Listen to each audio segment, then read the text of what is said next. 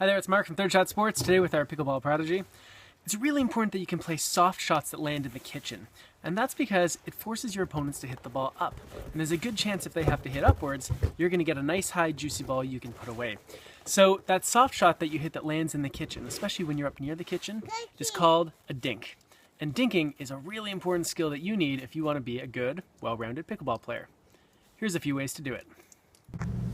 There are different ways to hit a dink shot. In this case, I'm hitting what's known as an open stance dink. So my feet are pointed towards the net, my body is open towards the court. It is helpful to have a laid back wrist when you hit the dink. This way, you can make contact between your body and the net, which is a strong position to be in, while maintaining control of the paddle face. This is a neutral stance dink. This time, I set my body up sideways to the net.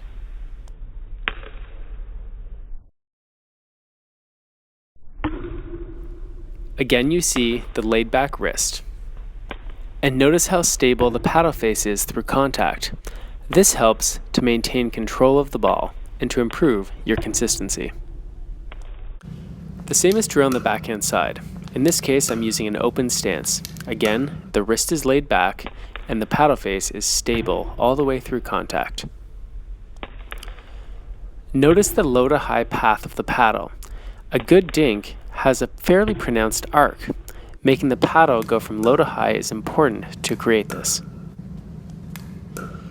You could rely on your arm to make the paddle go from low to high, but it's better to use your legs.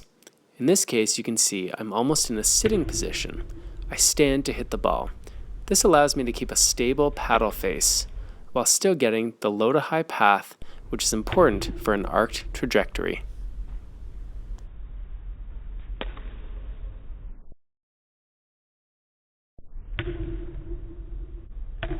Finally, pay attention to the trajectory of the arc. Sometimes people think a dink shot has to be low and straight, but this is not true. In fact, you need that arc to get the ball up and over the net so it can fall into the kitchen. So there you go.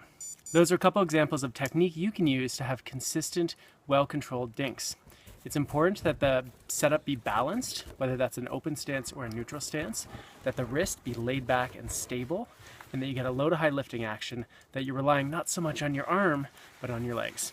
Thanks for watching. I'd love to know what you think about this. Comment below.